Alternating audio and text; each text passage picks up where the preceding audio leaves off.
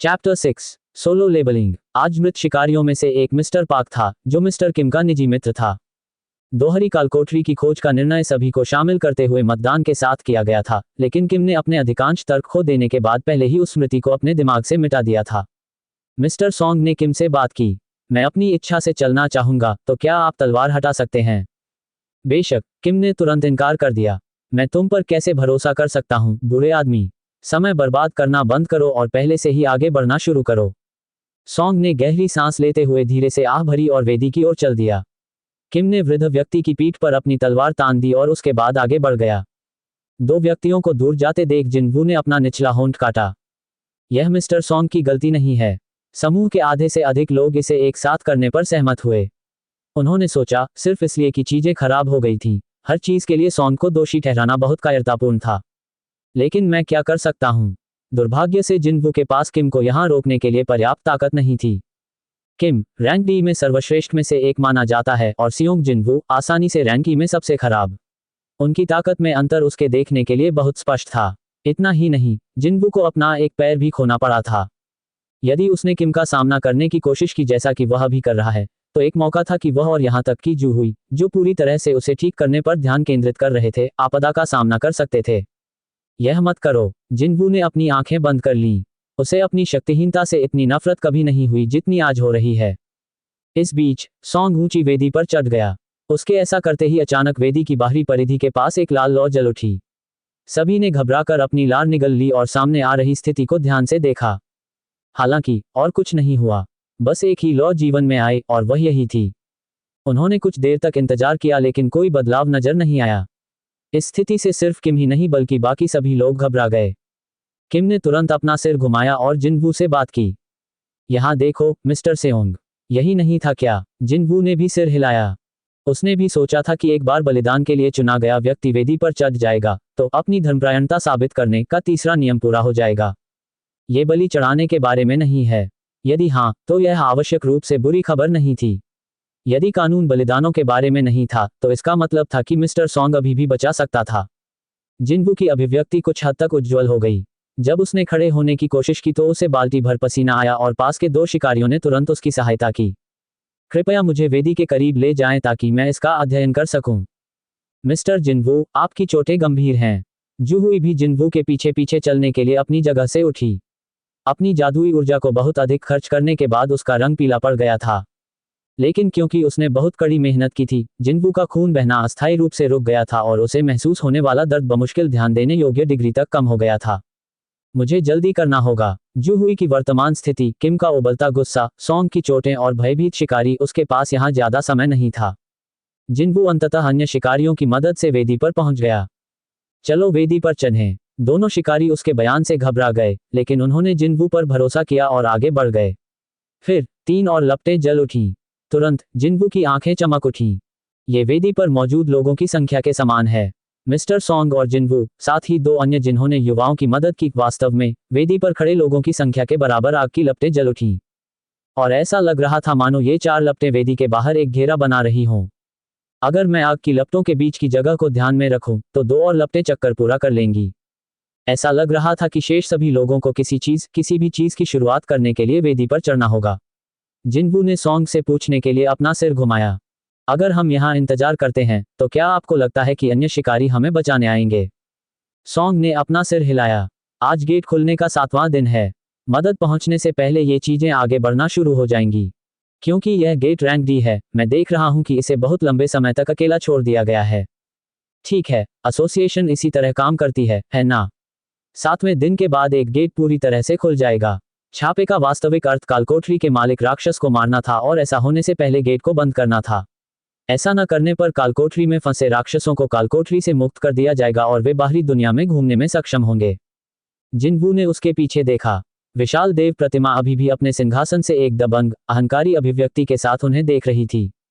अगर वह चीज बाहर जाने में कामयाब हो गई तो क्या होगा? आगामी अराजकता अकल्पनीय होगी। निस्संदेह ऐसा होने से पहले उन्हें बचाने के लिए इस कक्ष में आने वाले शिकारी पहले मूर्तियों द्वारा मारे जाते थे। अब उसे इस बात पर यकीन हो गया था कि वे यहाँ हमेशा के लिए इंतजार नहीं कर सकते। जिनवू ने जूहुई और किम को बुलाया। तुम दोनों ऊपर चढ़ो। जूहुई ने सबसे पहले वेदी पर कदम रखा। इसके तुरंत बाद झिझक रहे किम ने भी ऐसा ही किया। 2 और लपटें जल उठी और चक्र अब पूरा हो गया था। और तब आगे जो हुआ उससे शिकारी अत्यंत स्तब्ध रह गए। क्या बकवास है, यहाँ क्या चल रहा है? जैसा कि जिन्वू को संदेह था, एक और परिवर्तन हुआ।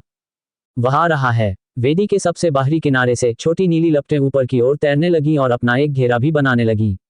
ऐसा लग रहा था कि कम से कम 30 नीली लपटें एक दूसरे के बगल में कसकर रखी हुई थीं।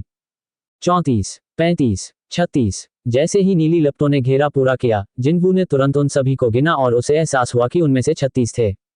6 लाल लपटें जो लोगों की संख्या के अनुरूप जल उठीं और उनके बाहर 36 नीली लपटें दिखाई दीं। उस संख्या के पीछे क्या महत्व हो सकता है? ये तब था, बिना किसी चेतावनी के दृढ़तापूर्वक बंद किया गया दरवाजा अचानक खुल गया। शिकारी स्पष्ट रूप से घबरा गए। वे सभी बहुत खुले दरवाजे की ओर भागना चाहते थे, लेकिन गाना बजाने वालों के हंटर के अंतिम क्षणों को देखने के बाद उन्हें पहला कदम उठाना मुश्किल हो गया। यदि किसी ने प्रथम बनने का प्रयास किया, तो कौन जानता था कि उसके साथ क्या हो सकता है। सबकी निगाहें जिन्वू पर टिक गई, मानो उससे जवाब मांग रही हों। हालांकि जिन्वू के होंठ कसकर बंद रहे। फिलहाल वह कोई अनुमान नहीं लगा सकता था। वह नहीं जानता था कि खुला दरवाजा एक जाल था या अंतिम कानून को सफलतापूर्वक बनाए रखने के बाद अब उन्हें बाहर जाने की अनुमति दी गई थी। उसके लिए बहुत बुरा हुआ। जैसे ही हर कोई जिन्वू को देख रहा था, एक भयानक शोर पूरे कक्ष में भर गया। सभी 6 शिकारियों के सिर तुरंत इधर उधर देखने लगे। वह क्या था? ये करीब आ रहा है। वे सभी बेकार चीजें अब चल रही हैं। एक क्षण में शिकारियों की सांसें तेज हो गईं। पत्थर की मूर्तियां जो किसी व्यक्ति के करीब आने पर ही हिलती थीं, अब समूह के कई कदम करीब थीं। जिन्वू को यह पता लगाने के लिए कि क्या हुआ, केवल एक संक्षिप्त क्षण की आवश्यकता थी। नहीं, मूर्तियां नहीं हिलीं। यह उनके नीचे का तख्त है जो हिल गया। पहले से वह भयावह चीख संभवतः पत्थर के फर्श पर लगी मूर्तियों के नीचे के तख्तों से आ रही थी। वे अब आगे नहीं बढ़ रहे हैं, किम ने बोलते हुए अपने माथे पर पसीने की बूंदें पोंछीं। जबकि हर कोई अभी भी मूर्तियों को देख रहा था, जिन्वू का ध्यान नीली लपटों पर था। वे एक एक करके बाहर जा रही थीं और उनमें से 3 का अस्तित्व पहले ही खत्म हो चुका था। चीख सुनकर कोई चिल्ला उठा। वह क्या था? ये कहां से आया था? जिन्वू ने जल्दी से अपना सिर उठाया। शोर उसकी सामान्य दिशा से आया था। उसके सामने की पत्थर की मूर्तियां थोड़ा और करीब आ गई थीं। सिर्फ मेरा ही पक्ष क्यों? क्या ऐसा इसलिए था क्योंकि उसने संक्षेप में कहीं और देखा था? पुष्टि करने के लिए जिन्वू ने अपनी आंखें बंद कर लीं। शोर फिर गूंज उठा। जैसे ही उसने आंखें खोली, शोर बंद हो गया। यहाँ क्या बकवास चल रहा है? क्या हमें इसके बारे में क्या करना चाहिए? जिन्वू जल्दी से दूसरों पर चिल्लाया। चाहे कुछ भी हो, अपनी आंखें मूर्तियों से मत हटाओ। जब उसने इसके बारे में सोचा, तो उसे एहसास हुआ कि मूर्तियां सबसे पहले समूह के करीब जाने लगी जब अन्य लोग उसे देखने में व्यस्त थे। जब हम उनकी ओर नहीं देख रहे होते तो वे हमारे और करीब आ जाते हैं। ठीक तभी एक और नीली लौ गायब हो गई। हालांकि समूह या मूर्तियों में अभी भी कोई स्पष्ट परिवर्तन नहीं हुआ था। ये हो सकता है। सावधानी से अपना हाथ उठाते हुए जिन्वू ने अपनी कलाई घड़ी से समय की जांच करते समय अपनी आंखें मूर्तियों से न हटाने की पूरी कोशिश की। जैसा मैंने सोचा था, 1 मिनट के अंतराल पर एक नीली लौ बुझ रही थी। नीली लपटें टाइमर हैं। यह बहुत संभव है कि तीसरे नियम का एक मुख्य बिंदु वेदी के भीतर तब तक रहना था जब तक कि सभी 36 नीली लपटें बुझ न जाएं। दूसरे शब्दों में, जब तक हर कोई मूर्तियों पर कड़ी नजर रख रहा था, वे सुरक्षित रहेंगे। यह बहुत संभव था कि इस अंतिम पड़ाव में किसी को भी मरना ना पड़े। बचे हुए समय के बारे में अधिक सटीक होने की चाहत में जिन्वू ने नीली लपटों की संख्या को एक बार फिर से गिनना शुरू कर दिया। 30 बचे हैं। उन्हें केवल 30 मिनट और सहने की जरूरत थी। दुर्भाग्य से तभी जिन्वू ने एक बड़ी गलती कर दी। जब वह नीली लपटों की संख्या गिन रहा था, तो उसकी आंखें थोड़ी देर के लिए भटक गईं और परिणामस्वरूप मूर्तियां रेंगती हुई करीब आती गईं। विपरीत दिशा में खड़ा आदमी चिल्लाया और दरवाजे की ओर भागा। वह अब और नहीं रुक सकता था क्योंकि उसकी पीठ से आने वाली भयानक चीख की आवाज ने उसे इतना डरा दिया था। जैसे ही उसने वेदी छोड़ी, लाल लपटों में से एक गायब हो गई। नहीं, जिन्वू तुरंत चिल्लाया। हालांकि वह आदमी ऐसे भाग रहा था जैसे कि वह पागल हो गया हो। खुले दरवाजे से बिना किसी भयानक भाग्य का सामना किए भाग गया, जिसने सभी को आश्चर्यचकित कर दिया। क्या आखिर क्या बात है? श्रीमान सियोंग, क्या चल रहा है? उस आदमी ने इसे जीवित कर दिया। किम घबराकर चिल्लाने लगा। जिन्वू दरवाजे की ओर पीट करके खड़ा था, इसलिए वह वास्तव में नहीं बता सका कि क्या हो रहा था। क्या कुछ बदला? दरवाजा थोड़ा सा बंद हो गया है। दरवाजा बंद हो रहा है। नहीं नहीं, उस आदमी के जाने के बाद दरवाजा थोड़ा हिल गया, लेकिन फिर रुक गया। जिन्वू को तब याद आया कि जैसे ही वह आदमी वेदी से बाहर निकला, लाल लपटों में से एक गायब हो गई। हे भगवान! उसे तुरंत महसूस हुआ कि उसका दिल ठंडा हो गया है। इस वेदी के शीर्ष पर खड़े होकर एक प्रश्न जिसका वह अब तक ठीक से पता नहीं लगा सका था, अंततः उसका उत्तर मिल गया। वेदी पर खड़ा होना किसी की धर्मपरायणता का प्रमाण कैसे हो सकता है? सचमुच अब उसके पास इस प्रश्न का उत्तर था, और वह जवाब शायद जिन्वू के लिए सबसे बुरा था, जिसके पास अब केवल एक पैर था और उसे अपना संतुलन बनाए रखने के लिए दूसरों की मदद की जरूरत थी। वह खुला द्वार एक जाल था, आंखों के ठीक सामने एक झूठी उम्मीद।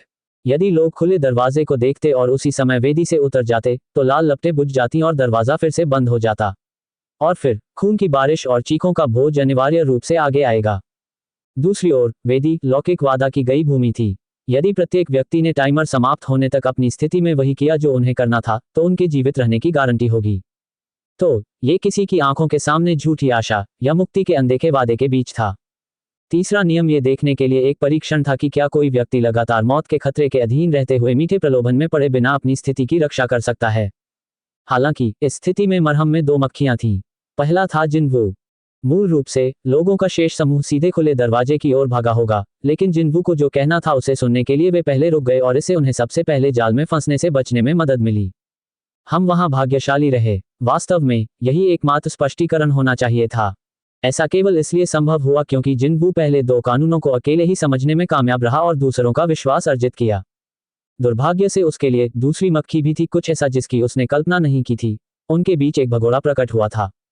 जब इंसान की आंखों के सामने जीवित रहने की उम्मीद होगी तो उसकी क्या प्रतिक्रिया होगी? ये बहुत स्पष्ट था। जिन्वू को ऊपर उठाने में मदद करने वाले व्यक्ति ने युवक को छोड़ दिया और साथ ही बोल्ट लगा दिया। सॉन्ग जल्दी से बाहर पहुंचा और जिन्वू को अपनी पीठ से ऊपर उठाया। जब वह आदमी वेदी से बाहर चला गया तो एक और लाल लौ गायब हो गई और जैसा कि अपेक्षित था दरवाजा थोड़ा और बंद हो गया।